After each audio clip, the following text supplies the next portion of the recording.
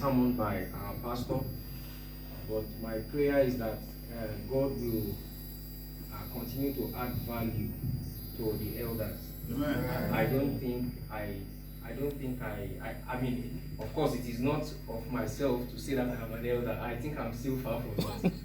But my prayer is that God will add value to our elders. Amen. I was speaking to someone maybe a day or two ago and said the problem we have from where I come from is that the value system is lost. And that is because over time they have allowed, if you permit me to use the word, riffraffs to be in the place of authority, but the elders will take back their position. Amen. In Jesus' name, and God will give back power to the elders in Jesus' name. Amen. And by His mercies, He will allow small boys like me to grow to become an elder as well. Amen. In Jesus' name. Amen. Amen. So primarily, I'm here to talk on pensions and maybe a bit about the taxation as well, because they are somehow linked. My name is Dipo Oyinola, Oladipo Oyinola. I don't know if my brother introduced me by name. I have I've been in pension since 1999, starting back in Lagos in Nigeria for about a year before I moved over to the United Kingdom. And I've done a bit of other things alongside the pensions. But I've been in the pensions profession for a while. And having been there for so long does not necessarily mean that I know everything about pensions, because even like we know in this country, the rules change almost twice a year. Every March, April, and September, the rules change. But by His mercies, I will try to introduce pension to us. I'll define it, and then I'll go into the types of pension, the kinds of pension, why we would want to have a pension. The primary reason, actually, why we would want to pay into a pension plan is to make tax-efficient savings. And I will explain what I mean by that, tax-efficient savings. But definition, what do we understand by a pension? A pension is a fixed amount other than wages. Wages is what you are entitled to. You have labored for it, you have worked for it, it's your pay. But a pension is related to your pay, but it's other than your wages. It's a fixed amount that is paid at a regular interval to a person or to the person's surviving dependents in consideration of their past service or their age, or maybe their level of poverty or lack or injury or sustained loss. So it's a kind of compensation. So compensation for those who have not contributed into it, they still get something from the state in the society we are in, which is very lacking where I come from. And then maybe savings for those who have contributed into it somehow. Some employers are magnanimous and they give pension funds where you don't even have to contribute into, although those are extinct now. Many of them are closed. They are closed to new entrants. So that is a definition of a pension. Is it scriptural? I want to read from Proverbs chapter 21 verse 20. Proverbs 21 verse 20, I will read the New King James Version. It says, "There is desirable treasure and oil in the dwelling of the wise, but a foolish man squanders it." That is the New King James translation. But the Good News translation, I think it hits it on the head. And that's the one I want to read now. Proverbs chapter 21 verse 20. "Wise people live in wealth and luxury, but stupid people spend their money as fast as they get it." It says, wise people live in wealth and luxury, but stupid people spend their money as fast as they get it. I'm convinced in my spirit that there is no stupid person in this hall. And I'm sure that, that would be one of the reasons why you would want to hear about pensions. So what are the various types of pensions? There are basically two types of pensions today. Pension arrangements: a defined contribution pension or a defined benefit pension. And from what they are called, we can have an idea of what the benefits are like. Defined benefit means that from the very beginning, you know what your benefit is going to be like. And those are the ones where they are the more generous ones. They are going extinct because they are difficult to maintain, and it's putting a lot of burden on the state and employers that still offer them. So they are tied to, for instance, your length of service and the salary at the time of retirement. So though you might be earning peanuts now with an employer, they were set up to encourage people to stay with employers. So you might be earning peanuts now, but in 20 years, 30 years with the same employer, you might even grow to become the chief executive and be on such a fat salary. It is usually a proportion of that salary at retirement times the length of service, and then times what they call an accrual factor. But I don't want to go into the nitty-gritty of that. So those in the past used to encourage people to stay with an employer. So not everybody who says, oh, I've been with my employer for 20 years is silly. They may know what they are doing. Some people have stayed with an employer because they've been fortunate to go into their pension, defined benefit pension fund, and they know that if I come out of it, I have shot myself in the foot. So those are the defined benefits ones. The benefits are defined. The contributions can vary. But the defined contribution pension plans are the more risky ones, in my opinion, and some people will argue that DB, they call it defined benefit. If you hear DB in pension world, that's what they mean, DB pension. Or DC pension, defined contributions. The defined contributions one, the contributions are defined from the start, but you have no clue what your benefits will be, even if you were in it for 100 years. God forgive me. For instance, when we had the financial meltdown in 2008, or even more recently, COVID-19, if you were in a DC pension plan and your fund value was so high, those two incidences meant that fund values went to the bottom. So with DC pension plan, you really need, and there are mechanisms in place to manage DC pension plans. So for instance, there's something they call lifestyling. If you happen to be in a DC pension plan, where though you might have invested in riskier assets that have the potential to give you more returns, maybe from 10 years from the date you have set to retire, that you have told your employer, they will start moving your investments out of the riskier assets into cash, or what they call gilts, bonds, that are less risky, that are a lot more stable. So such events as financial meltdown or COVID or anything will not affect you adversely. It might affect you a bit, but it won't be as bad. So those are the two kinds of pension plan, mainly DB or DC pension plan. And then, of course, we have talked of the types. Those two types can be found either in the state pension, in your occupational pension arrangements, or in your personal pension arrangements. The state pension is more akin to a DB arrangement because we are not really putting anything into it. Technically, we are putting money into our state pension via national insurance contributions. So for somebody who is in employment and is paying national insurance, there's a threshold when the income is also above a certain level. If the income is below a certain level, what you will get is the basic state pension. Everybody gets that, whether you work or you don't work. In the United Kingdom, at least, everybody gets what the state pension offers. So, and how much is this basic state pension? At the moment, is about £141 per week for the current year, 2022. Now, there is what is called the additional state pension, and that is the one where the state looks at their track record of employment and feel that this person the word escapes me now. He has contributed to the economy of the system, and so they feel that we should get a bit more extra than those who contributed nothing, and they work it out. So some people, I have got that letter in the past, maybe the year you start employment, half year, you didn't make enough income. HMRC, Her Majesty's Revenue and Custom, will write to you to say, do you want that year to be assessed for you as a pensionable year? We notice that you haven't contributed as much to make for your pension entitlement for that year. So it's up to you. You know how it works in this country. You don't have to pay, and it's usually a very small amount. You don't have to pay everything, even as small as it is. You don't have to pay everything at once. You can pay over time, and they will make an arrangement in place and take that contribution so that that year becomes a qualifying year. So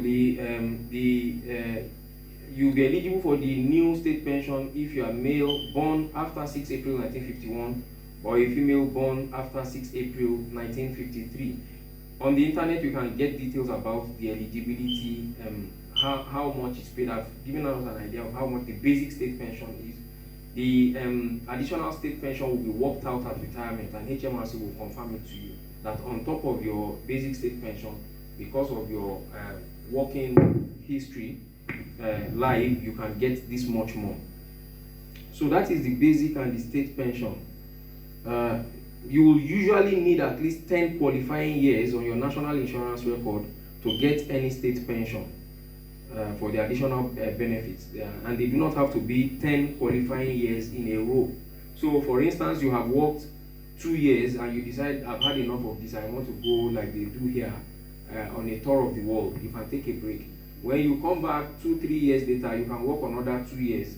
The 3 years here, the 2 years later, and the so many years afterwards will be added together. It doesn't have to be a sequential qualifying years. So moving on to occupational pension arrangements, the options that are available, we have the pension arrangements with the occupational pension plans are usually governed by what they call a trust deed and rules. So, and it might be trustees that will be managing that. The employer, there has been an incident in the past where an employer, and that still happens a lot where I come from, where an employer took contributions from people, and Maxwell is the name. Yeah. I didn't write. I didn't write here. Maxwell. Maxwell. Yeah. So Maxwell, that's the name of that man who owned a company, started a pension plan, and people contributed into the pension plan, and he squandered their money. So since then, there have been rules to make sure that employers don't have the final say over pension plans, and they don't even smell the contributions that are being put together. So the trust deed and rules will dictate who does that. It might be a trustee, whether individual trustees that have been picked or professional trustees, or it might be by contract. So they might choose, for instance, an insurance company to manage the pension plan for. And these are all in place to ensure security for those who are contributing to the pension plan. Now, I said something earlier. Let me quickly touch on that so that I don't forget, because it's very important. Why do you contribute into a pension plan? It is to make tax-efficient savings. For every money you put into a registered pension plan, let me also emphasize that it must be registered. Anybody can set up a pension plan, and you can pay into it. It is not registered with HMRC, so it is not governed by HMRC. You won't get the tax benefits for it. So for every pound you put into a pension plan, if that pound had been taxed, what HMRC will do is to put back 20p, the basic tax rate, 20%, into your pension pot. So that is why pension plans are attractive.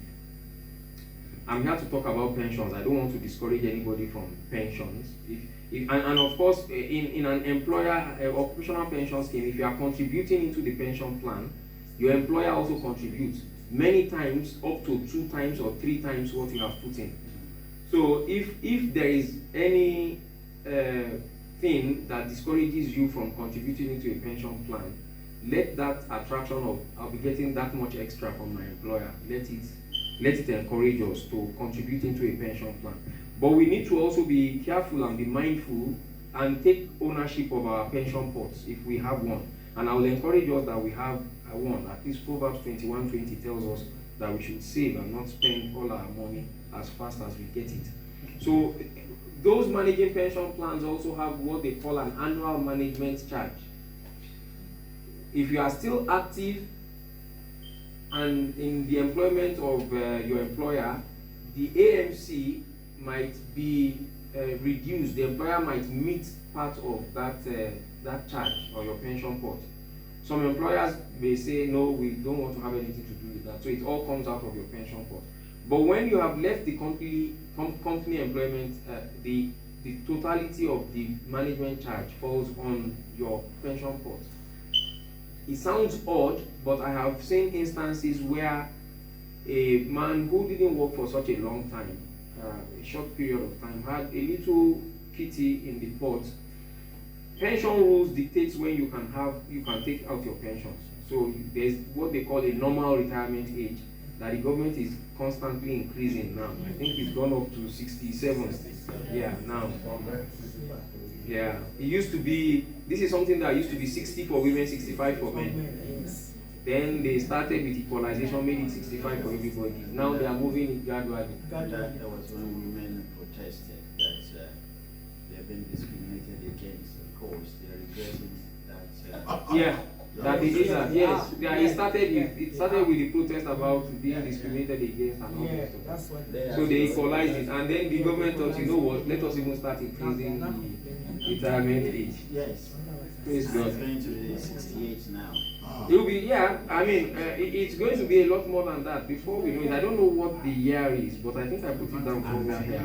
It will be going up to 70. Yes, it will be, thankfully, it will be going up to 70. Jehovah will help us in Jesus' name.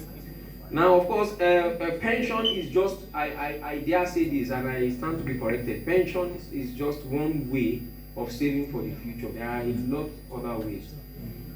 One very easy and good way, if we are able to, is to go into property as well. If you have a property, the equity on your property, there is in investment and particularly in finance, there is what they call real assets.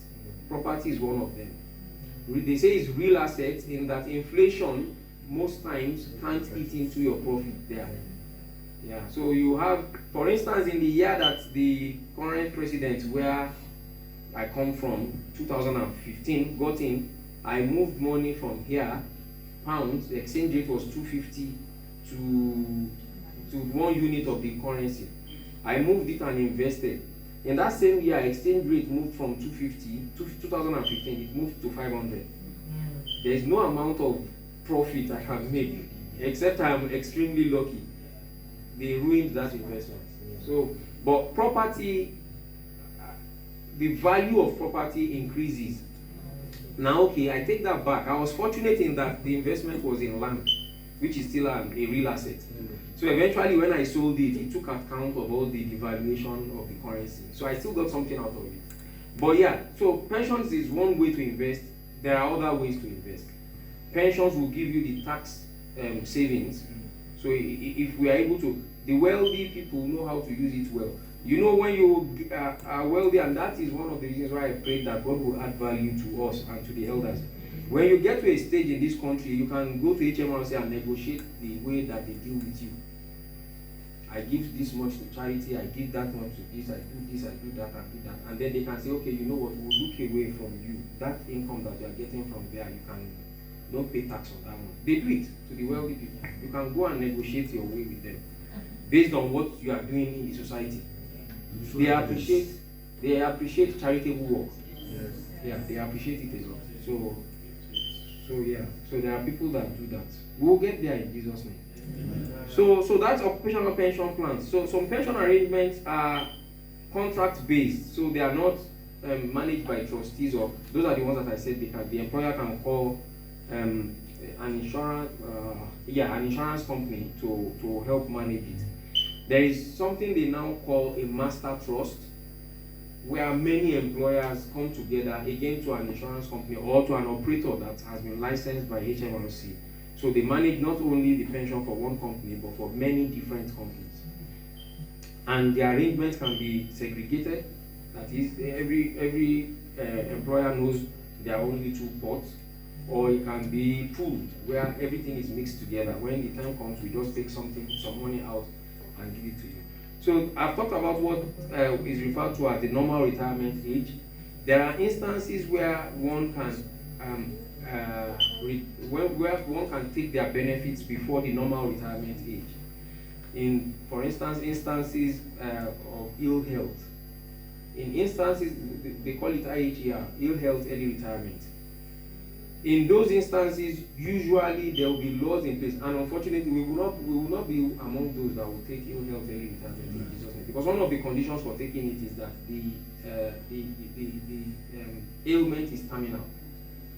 The doctors must be able to assess that within 12 months, this person is likely to pass on. then the pension fund will release all of your benefits to you in full without reduction. Outside of ill health, anybody seeking early retirement will need the consent of the pension provider, and even at that, you apply a reduction factor. So these are benefits that have accrued. We were planning that you will take them in so many years from now, but you want to take them 5-10 years early. So they will scale it down. They will scale it down. So, and that is why I think it was Warren Buffett that said that for you to say that you are wealthy, at least you must have 7 streams of income. So if a pension pot is one of your streams of saving, have property, have stocks, have other things that you are doing. And then all of them are risky. You need to understand them. Let us not just jump into them. But the pension savings, to some extent, is safe because it's being managed by professionals. It is tax efficient. And if you are lucky, if you have a generous employer, you can be getting up to 3 times what you are putting into it in contributions.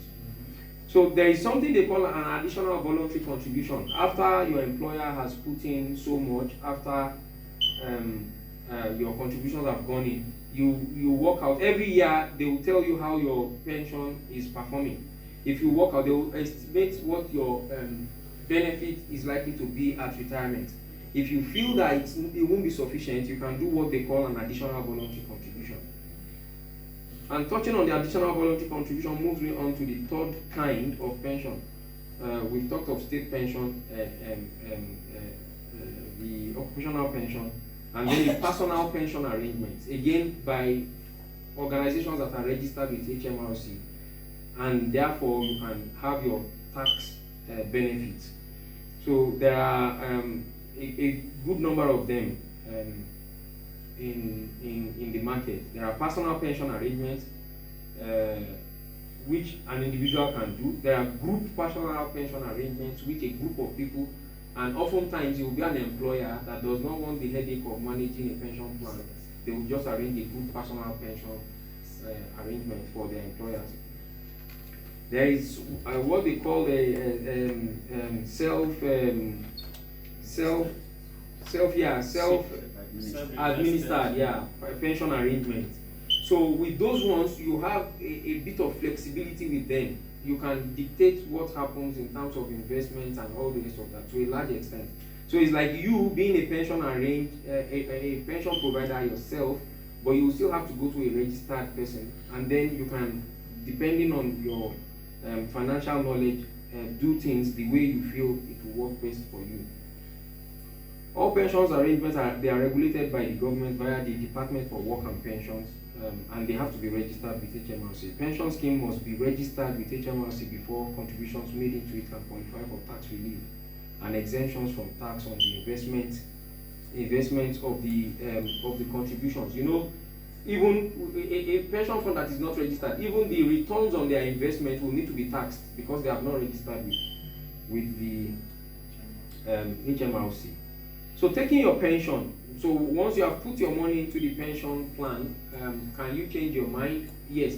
Now there is even what they call an automatic, because the government there's a drive to encourage people to contribute into a pension plan. There's what they call an automatic pension enrollment. Once you join an employment, when you have fulfilled the qualifying period many times, including passing probation, you will be automatically enrolled into a pension plan. It won't be behind you, they will let you know. Yeah. And at that stage, you can opt out if you want to opt out. But like I said, bearing in mind that for every so many percent of your income you put in, you get something back from the employer, it's good to join such arrangements. So if you have been with the employer for less than a period, most times about 2 years, some people say 1 year, then when you leave the employer, they can decide to return just your own contribution, so they take their own money back. Some employers will leave everything, and you can decide to either take it out, but you can't take it as in take it and it goes back into your account. So you either move it to another pension plan, or you leave it there as a deferred benefit, deferred until such a time where you transfer it out of that arrangement, or you reach the retirement age and you take the benefit. There is an annual limit to contributions, £40,000 for registered pension plan, for tax savings, for tax benefits. If you have more than £40,000 to put into a pension arrangement, no problem. But after £40,000 into a pension pot, any other contribution that goes in will not, it's exactly, you won't get that tax rebates anymore. There will be no tax benefits. And there's a lifetime allowance of £1,073,100 on £100, 1,073,100. That's the lifetime allowance for a pension contributions. So when you come to retirement, whether it is we've talked about early retirement, that is the normal retirement age, or at late retirement, or at a normal retirement age. And some people do take late retirement. So some people reach retirement age, they tell the employer, let the pension pot continue accruing benefits from me. Now, at that stage, the employer can stop putting things in. So it will just be you putting money in, and then your fund grows. Maybe you realize that, wow, these funds are performing excellently well now. And usually it happens where people have decided, I want to work for a bit longer. So, and some people have done that, still taking the pension and then started working. So there are many options that you can take at retirement.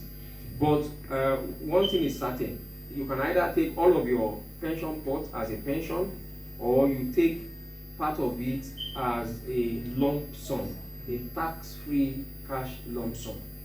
That's what they call it, and it's usually 25% of the pot, of your pension pot. There's something they call trivial commutation. So, for instance, the contributions over the lifetime at the time of retirement does not meet a particular threshold. Then, depending on the rules of the plan, but most pension schemes will allow that. They can give all of that pension fund to you as a tax-free cash. You can go away with it. The trivial commutation of your, sorry, I take that back. You will only get 25% of it as tax-free. The rest of it, they will still apply some form of tax, but you will get everything as a cash. And then you can also buy a pension annuity with an insurer. If you have your cash in your hand, you can purchase an annuity with an insurer. So what if one dies before taking their benefits? So I've put all that money there, and God forbid, it won't happen to us. The unfortunate happens. When you join a pension plan, they take details of spouse, of children, and of your dependents. The reason is just for such instances where the unfortunate happens and the member passes away. Those benefits will pass on, not 100%, a proportion of it will pass on to the dependents, the people that you have given them. Most pension plans say, because each pension plan is governed by their own rules, and that is the complexity in the pensions industry. No single person can say they know everything about every pension plan, because they all have the rules. But most pension plans have what they call a 5-year guarantee. So anybody who is contributing into the pension plan is guaranteed to take benefits from the pension plan for at least 5 years. So if the unfortunate happens, whether the person starts taking the pension and 1 week after they pass on, because of the 5-year guarantee, whatever the value that member should have received in 5 years will be paid to the dependents, the details of the spouse or the children that they have left, and then the spouse's pension, which is usually 50% of the original member's benefits, will be paid until the spouse dies. So it's really a kind of a good arrangement to save and to protect the interest and the benefits of your dependents. Yes, are you going to say something? No, you're fine. Yeah. I appreciate that I have about 8 minutes more? That's for questions. Yeah, 8 minutes for questions, or 8 minutes to talk. For questions. For questions now, okay. So okay, I'll wrap up with this on a final note. And this is why it's good to join a pension plan. Some employers tie their group, they call it a group life assurance policy, with you joining the pension plan. The group life assurance policy is an insurance that your employer takes out. And usually, I mean, in the early days, could pay up to 6 times your salary. So if you're on a £40,000 job, it will pay out at least 240. That is from your employer. If you have put, I tell my wife at times, I'm worth more to you dead than alive. Because yes, if you have insurance policies, there are insurance policies that cover you for a year. So if you drop dead, your spouse gets the sum assured. So these are things that we should be aware of, because they will. I tell people that you see the Caucasians where we are, when their spouses die, they are just sobbing and wiping up tears. They are thinking of the benefits that will come, the insurance policies, because for many of them, their spouses are worth more dead than alive. But we will not die before our time. We will not die prematurely in Jesus' name. We will live and we will continue to declare God's glory in the land of the living. Praise God. There is something going on now, pensions dashboard. So if you have been in any pension arrangement anywhere, when it kicks in, I think sometime next year, you'll be able to go on the internet and just give your name and possibly your NI number, and it will tell you everywhere that you have something saved up for you. Because some people have lost track of their pension, some people have changed jobs a lot, some people have forgotten or lost details of pension plan. So the government has put it as a responsibility on employers and pension providers now to create that database called the pensions dashboard, where anybody can access and get information of where they have little pots hanging. Praise God. So I am open to take questions if there are any. Yes, sir. Praise the Lord. Hallelujah.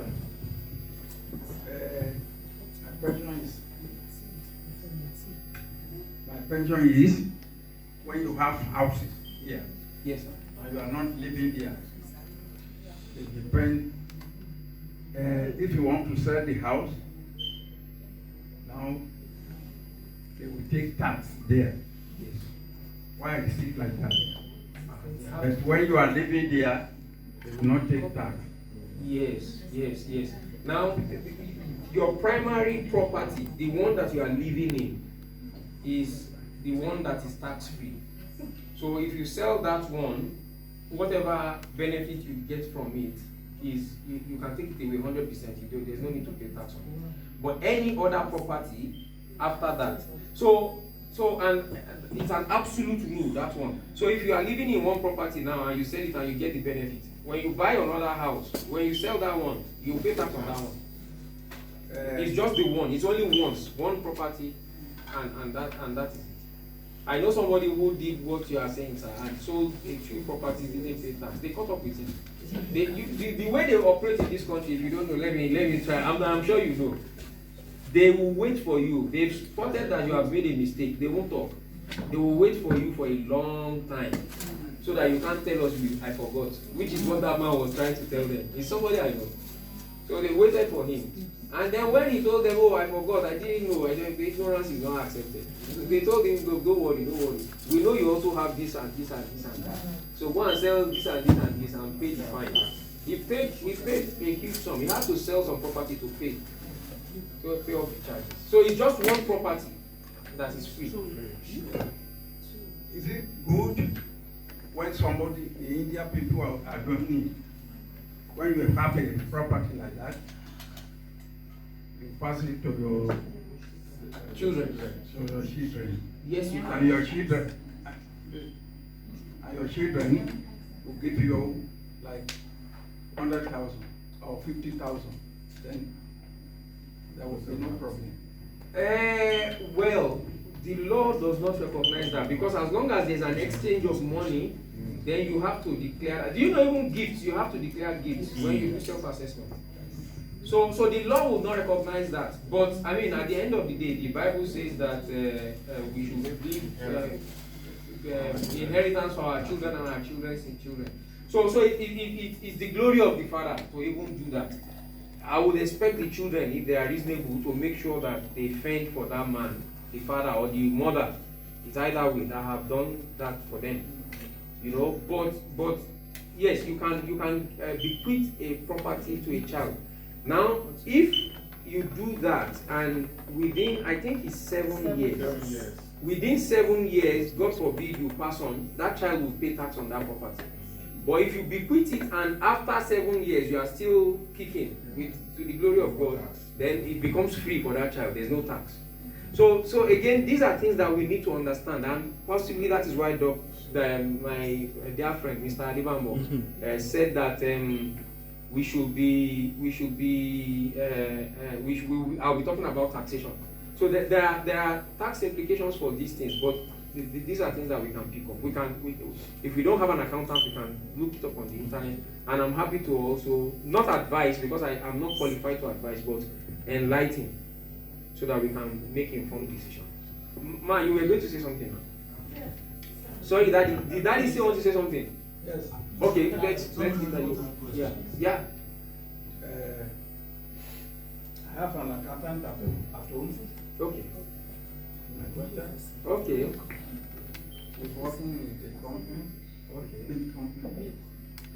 Like that notwithstanding, if my wife is here now, we could have share more enlightenment on it. Because dealing with the property. One Indian man that I was working with before I pensioned said, you don't know, these people will hit you. This is how to do it. Take less money from your children. Like 50,000. Then sell the property for your child. Okay, I think I understand what you are saying, sir. I think I Okay. understand, yes.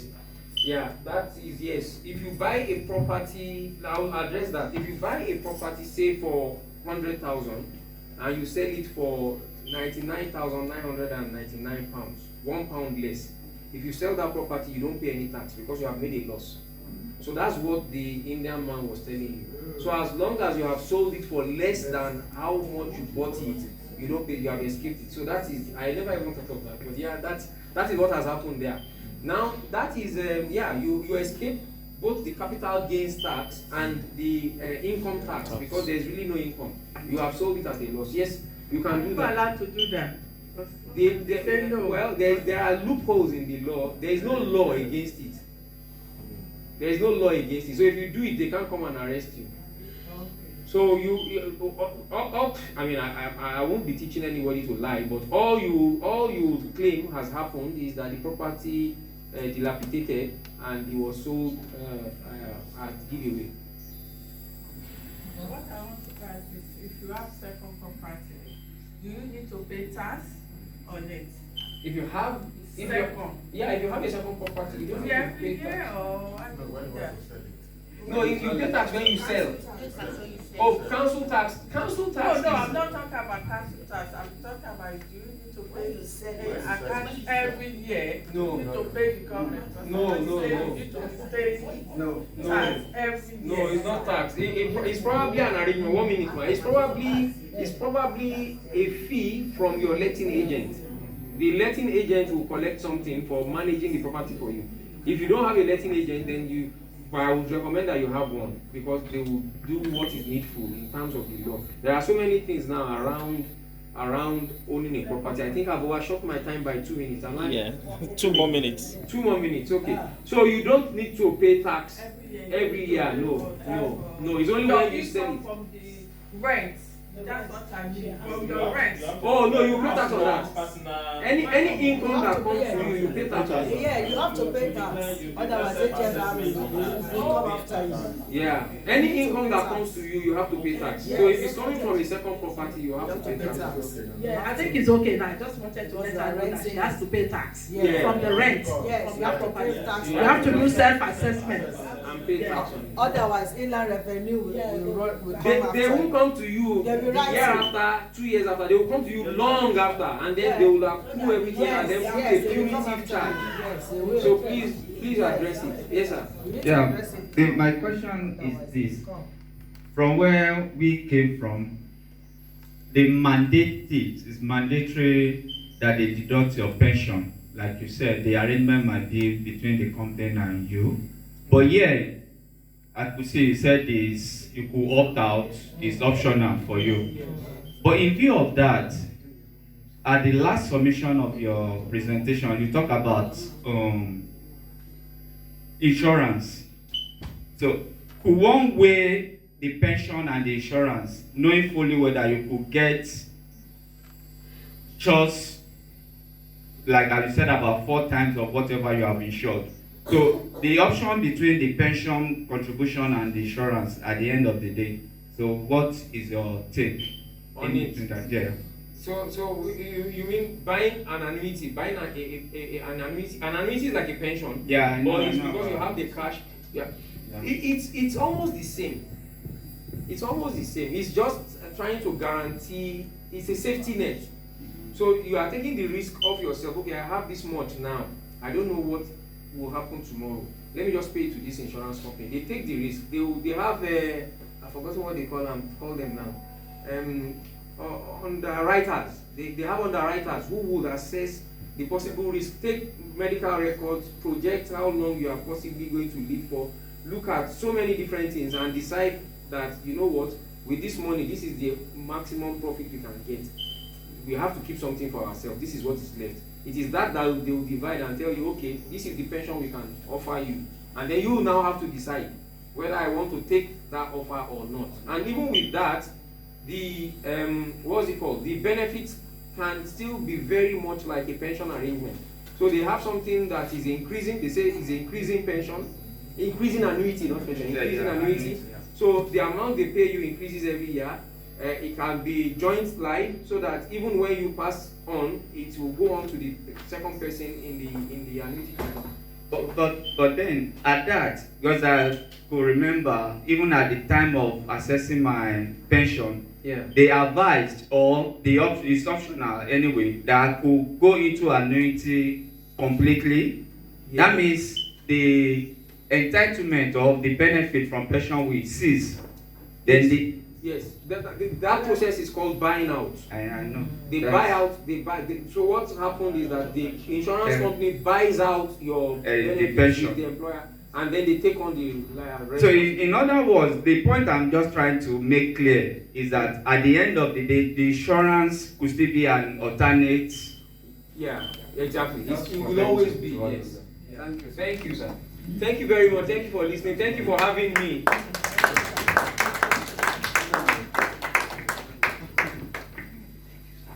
Thank you so much, sir. Thank you so much. I know we will still have so many other boiling questions in our mind, but because of time, we've been training to move on. Shall we please stretch forth our hands to pray for our speaker and bless the Lord on his behalf. Let's just thank the Lord for the wealth of knowledge he has shared with us today, and pray for his work, his ministry, that the Lord will prosper him in the name of the Lord Jesus. That even the understanding and the wisdom he has shared with us today, the Lord will increase him the more in the mighty name of Jesus. In Jesus' mighty name we have prayed. Amen. Amen. Thank you so much, sir. Thank you so much for blessing us with the wealth of knowledge. I know maybe in the course of the menu that we are going to have now, we can still tap some of the knowledge available there. Hallelujah. Amen. Mommy Dada has kindly prayed over the meal at the start of the meeting. So please, it's time for us to have our breakfast. We've got 20 minutes for that.